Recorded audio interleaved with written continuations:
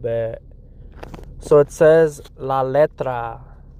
We have la letra, the letter, una palabra, the word, y el sonido de la palabra, de la letra, the sound of the letter.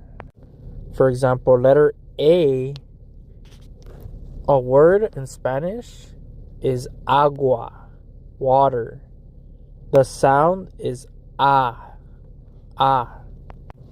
Next, for B, you're going to say, what word in Spanish is bebé. Bebé, the letter is going to be B. Next, letter C.